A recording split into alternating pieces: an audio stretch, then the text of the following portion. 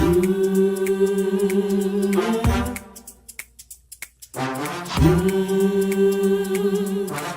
talk the club.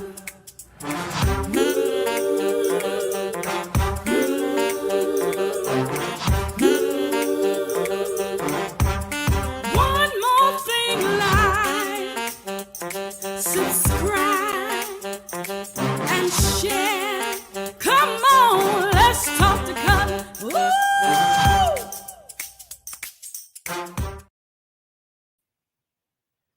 Good evening, everybody. Hey, it's Cutler here in the Let's Talk to Cutler broadcast, the Let's Talk to Cutler virtual book club, the Let's Talk to Cutler YouTube channel. And I am so glad to be able to spend these 1,800 seconds with you all. It is the 17th of October. We're beyond the middle of the month now, so we're over the halfway point. The month is moving right along, and so we were at the point where, people are starting to look for the holidays, shopping. I mean, the turkeys and the hams and all that kind of stuff, starting to do some early shopping and early planning. And then, the Christmas stuff is out, the holiday stuff is out. What are you all doing? I'm just curious. Are you all seeing your holiday stuff out and you're already planning for the holidays? Are you planning travels? Are you planning to entertain? Are you planning to cook? What's going on with you all? I'm just curious to know what's going on. That's just an off the topic kind of conversation that I just wondered about this evening. But just in case somebody's stopping by for the first time, they said, I just stopped to hear all of that. What is this channel about? I'll tell you, this is about motivation. It's about inspiration. It's about challenging ourselves to be our best selves, even in the worst of situations. Again, I want you to lay hold to that. I want you to grab onto that. We have these conversations so that we can work on being our best selves, even in the worst of situations, because life has a way of presenting pitfalls and pit holes, and has a way of throwing curveballs and all that kind of stuff, giving us opportunities to sharpen our integrity, to sharpen our character, to sharpen who we are, to sharpen how we respond, to improve on all of those sorts of things. So I'm just reminding you that's why we get together. That's why we talk, to make sure that I've shown up better today than I did yesterday, and to make sure that I'm deliberate and intentional about showing up better tomorrow than I have today. Doesn't mean that I've done anything wrong, that today was a failure flop. It means that I'm just intentional about evolving and evolving into a better person. So again, if you haven't subscribed, do me a favor, go ahead and subscribe. I'd love to have you as one of my subscribers. I really would. And then after you subscribe, click on the notification button. It's either down there somewhere, it's up there somewhere, or it's over there, or it's over there. So make sure that you click on it. It lets you know whenever I've gone live or whenever I have uploaded new content.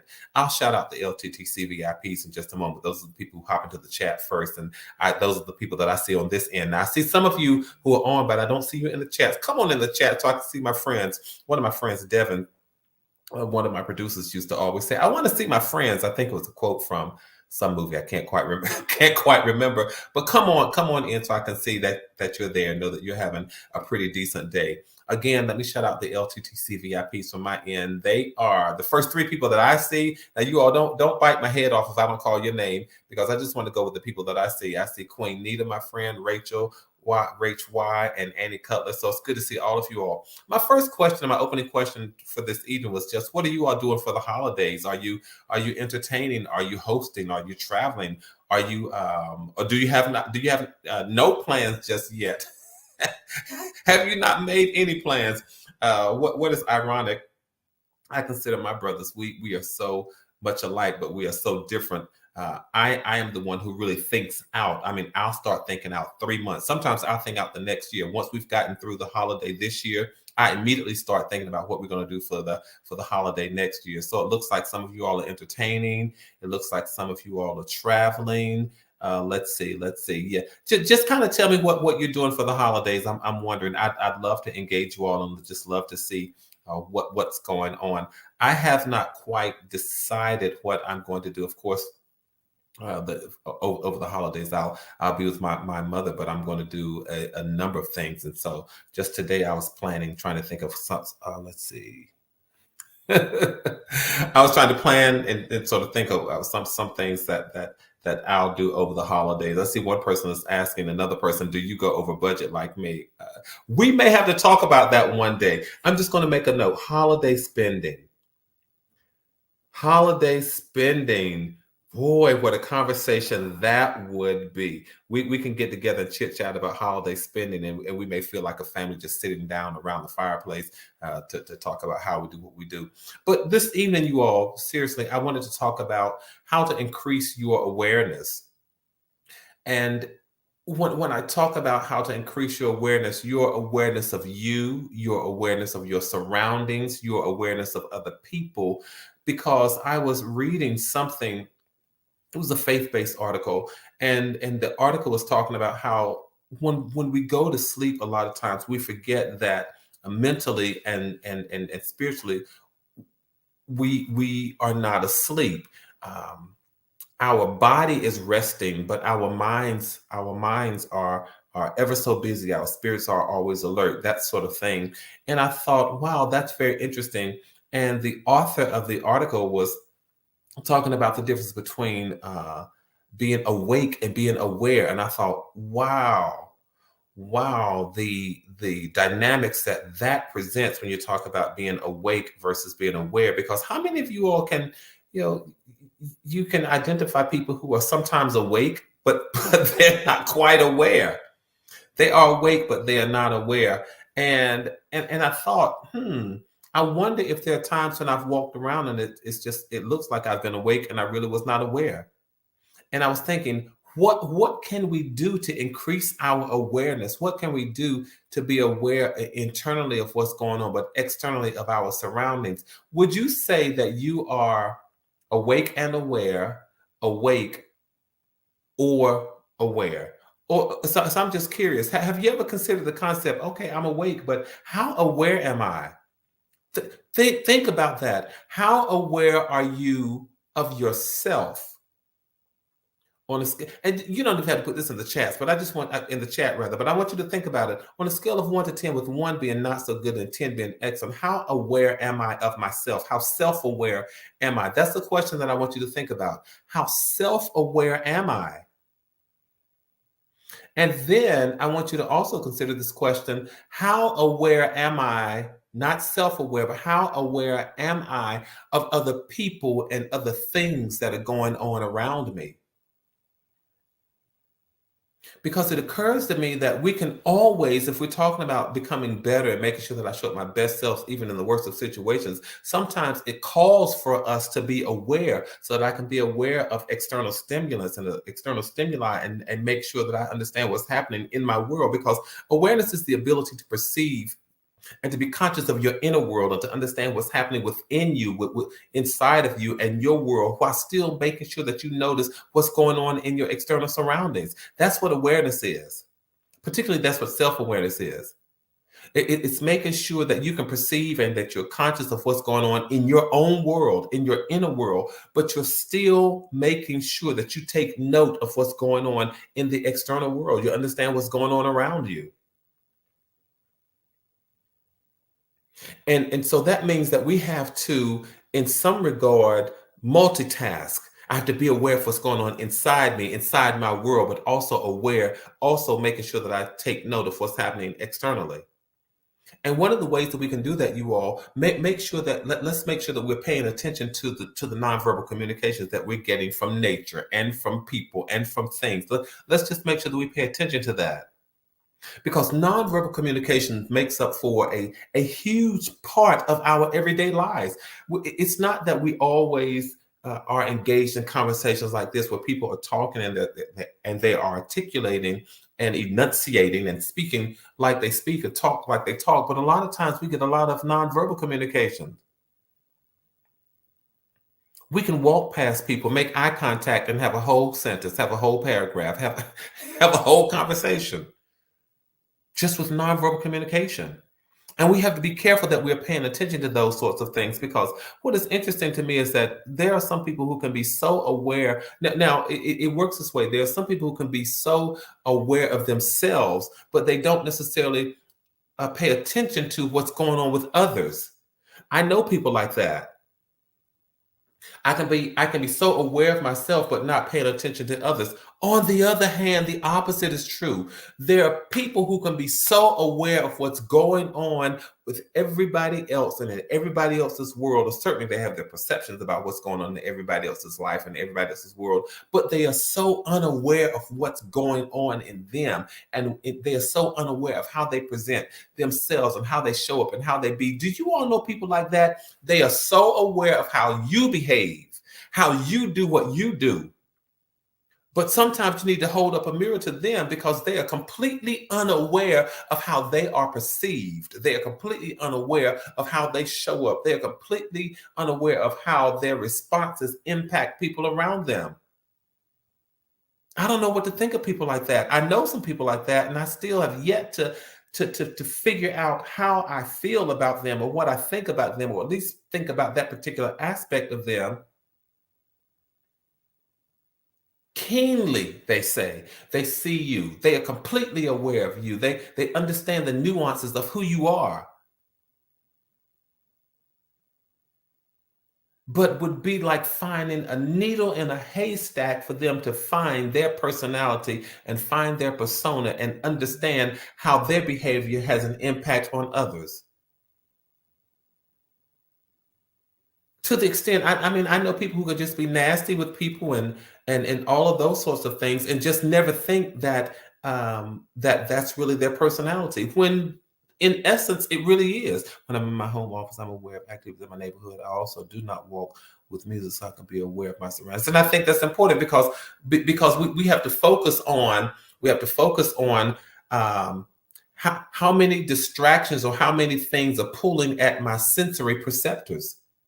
Because if I have something pulling at my ability to hear and my ability to see and my ability to touch, and it's not one thing that's pulling at all of them at any one time, then it causes me not to be able to focus on something over here. So I got everything over here, something over here telling me, wanting me to hear it, or wanting me to hear them, wanting me to see them, wanting me to touch them. But then I have something over here. So when you have a whole lot of things pulling at your sensory perceptors, you have to be careful because you will become less aware once you focus and you cast your sensory perceptors in one area. So if I'm looking over here, for an example, sensory, 5 senses. So if I'm looking over here and I see this, I don't necessarily see what's behind me. Now, if I'm seeing what's over there, then I can hear what's behind me. But if I'm looking that way and I'm listening to something else, can't see what's back there, nor can I hear what's back there, because I may have, McDonald, as you suggested, I may be listening to music. So then my sensory perceptors don't allow me to perceive what's going on around me. I am not taking note of those external surroundings. It is the same way in dealing with people. Sometimes you may listen and hear, but you've got to look up and see what's going on. Okay, so how are they behaving? What are they doing? What is their nonverbal communication saying? Got to be careful about those sorts of things. If we're talking about how to increase our awareness, I'm conscious of my world, but I need to be aware of other people's worlds. That's what awareness is. And nonverbal communication is one of the things that you want to focus on. I tell you this. What I understand is that it really is the quality of good leadership to be aware. But it's difficult for some people. It is just difficult for some people to figure out who they are and how they come across to other people. I have to just harp on that for a moment. Do you all know people like that? It's Cutler, here we go. It's almost like the people who can tell you that you have a toothpick in your eye and they have a whole 2x4 in theirs. Do you all know people like that? Oh, you have a speck of dirt right there. You got a whole mud puddle on the side of your face. So I'm talking about people who sometimes lack awareness. But sometimes they are aware of other people, but they're just not aware of themselves. Cutler, what do we do about that? How do we handle those sorts of things? How do we handle those sorts of things? How do we deal with people who can see, I mean, from across a room or across a space of 100 yards, can see that you have a toothpick in your eye? The distance of a football field, they can see you have a toothpick in your eye. Meanwhile, they're walking around with a whole piece of lumber, baseball bat, a 2x4 in theirs. And they will call you out. Those people exist. We'll deal with them. But the truth of the matter tonight, our conversation is, how do we increase our awareness? Sometimes, we have to think about them and we have to contend with them. But tonight, I want us to talk about how do we increase our awareness? Because we don't want to be the people who show up unaware of ourselves. We don't want the people, we don't want to be the people who show up and constantly miss the mark in terms of how we had an impact on people, or the effect of our words or our nonverbal communication, or our conduct. One of the things that I suggest that we do, and I read this somewhere, is that you should seek feedback from other people. Seek feedback from other people. Ask people that you trust and whose opinion you would value. Ask people, listen, how am I perceived? Give me some feedback. And it doesn't have to necessarily be in a formal way, or, can we meet and you give me some feedback? No. I'm not talking about that. I'm talking about just asking people, asking your friends, asking your family members, asking people that you trust from time to time. Can you give me some feedback on how I show up, how I be, how am I perceived? It's okay to do that. And I'm not saying that you have to beat yourself up and question and question your character and your strength. I'm not suggesting that. I'm just saying from time to time, you just need to ask people, how do I show up? How do I be? How do I present myself? What is your impression of me? Seeking feedback is not a bad thing. It's a good way to make sure that you're taking a look at your awareness and how you show up. But may I suggest that if you're going to ask for people's feedback, you need to make sure that you're willing to listen. I know people. I've asked them, have you ever sought feedback of others? And they said no. And I thought, wow, never at all, never. So you just live your whole life, never concerned about how you are perceived, never concerned enough to ask people about feedback. I mean, ask your, I can't even say your family, because sometimes your family, they're just going to give it to you, just no cut cards. And if you're not willing to accept that, then that's going to be a challenge. But sometimes you just need to ask people for feedback. How do I show up? How to present myself? How do I be? Because a lot of times when people say that they're passive, they're really aggressive.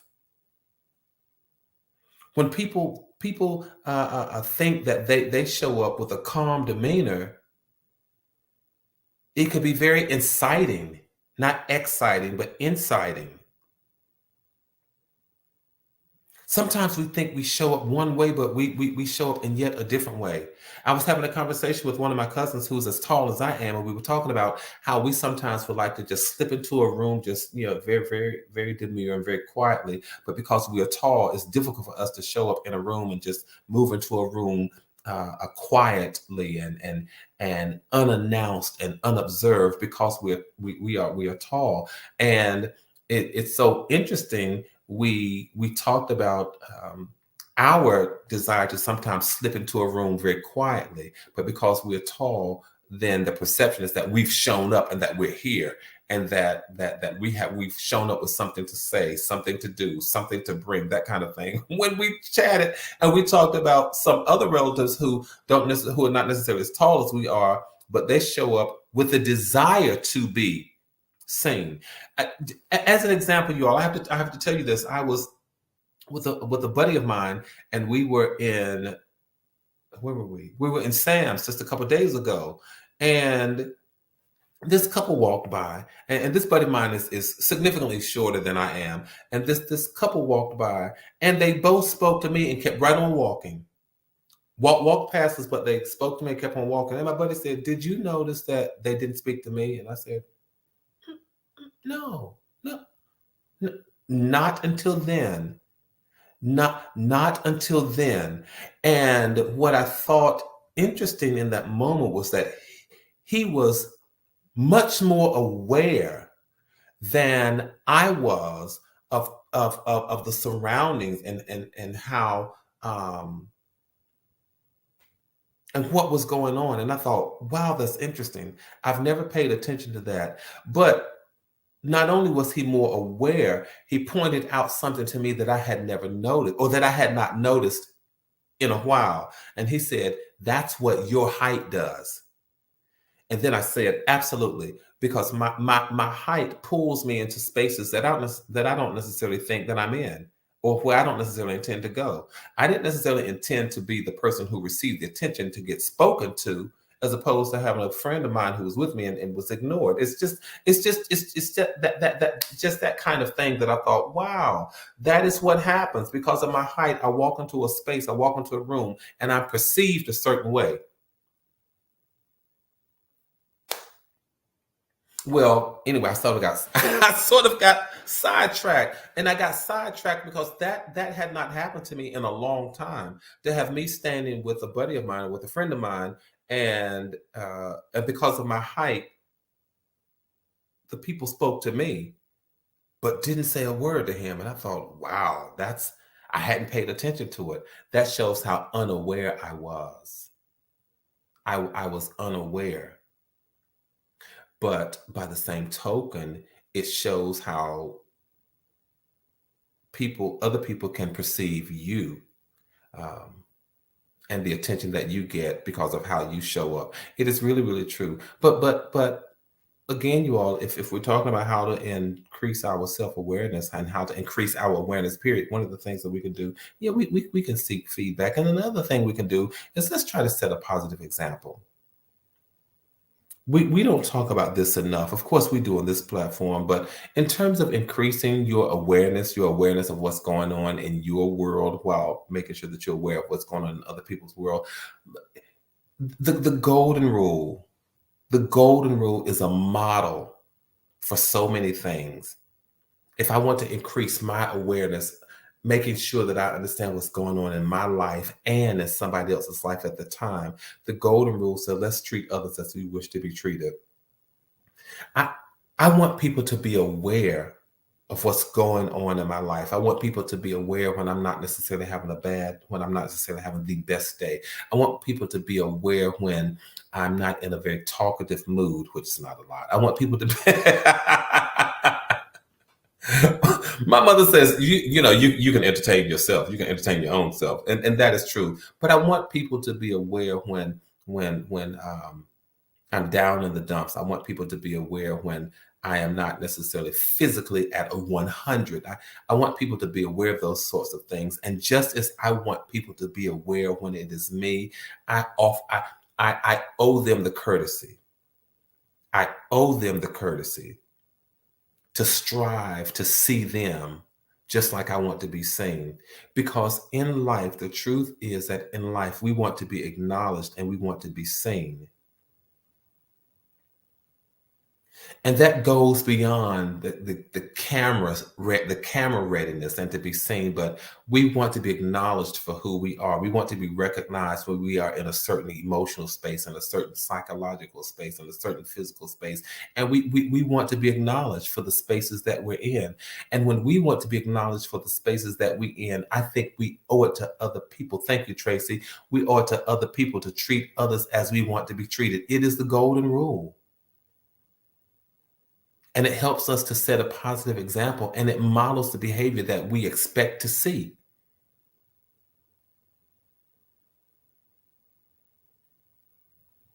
See what you expect. See in others what you expect others to see in you, or see others the way you expect others to see you. It is the golden rule.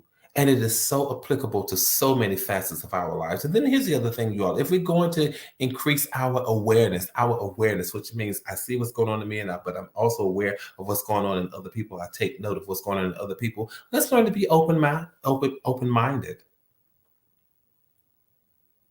If we're honestly talking about awareness, I want to be aware of what's going on in the lives of those people around me. My mother often says, and after this broadcast, from time to time, we talk, not from time to time, often we talk, and she'll say, "Wow, I didn't realize I said a whole lot, but you really do talk about a lot of things that I said or a lot of things that I modeled." One of the things that she modeled for me was making sure that you don't let people come and go in and out of your life without making sure you pay attention to who they are.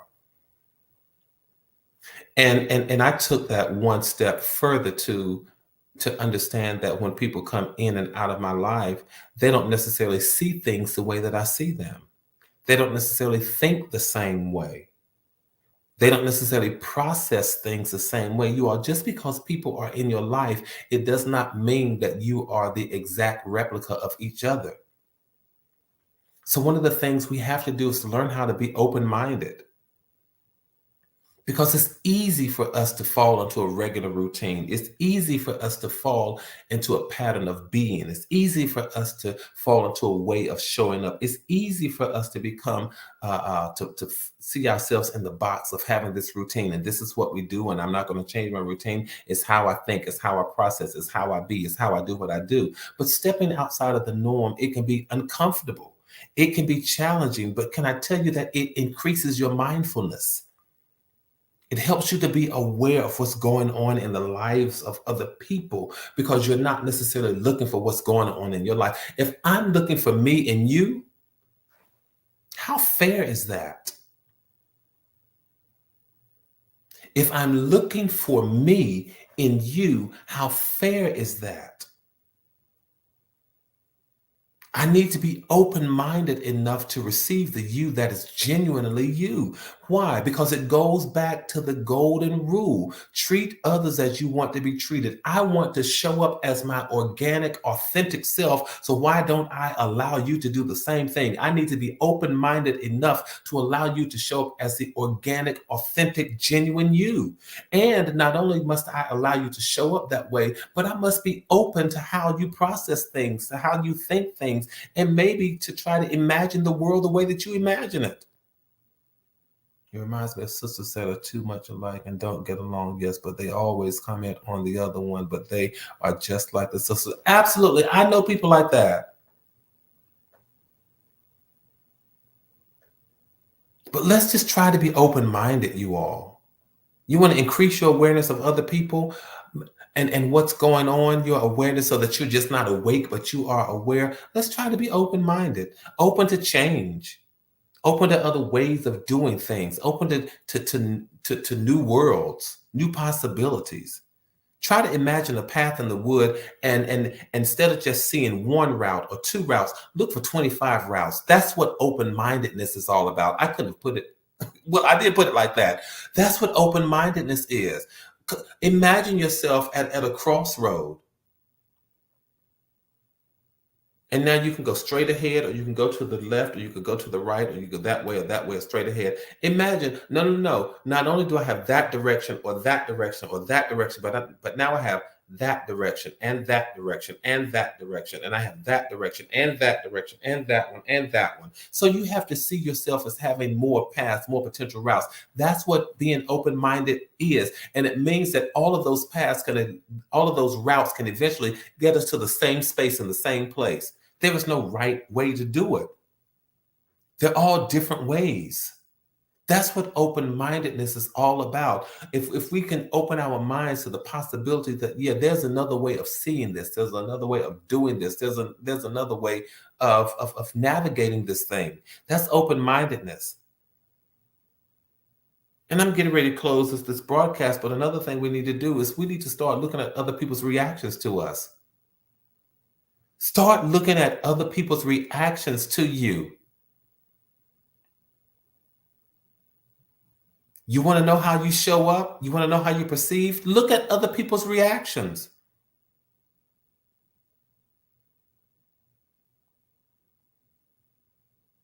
Look at other people's reactions. Sometimes people show up in a room, and if a nasty person shows up and they start talking, people will say, oh, here they go again. And they start slowly moving away. Look at other people's reactions. When you start talking, Some of the people can't predict how you're going to talk, what you're going to say, whether or not you're going to be honest, whether or not you're going to start telling lies. Look at their reactions. Oh, here he goes again.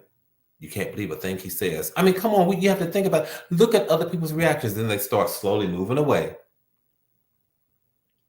Or when you walk into a room, do they slowly gravitate to you? They want to see what you have to offer. They want to see what you have to say. Just look at other people's reactions. Sometimes, and that makes you aware of you, how you show up.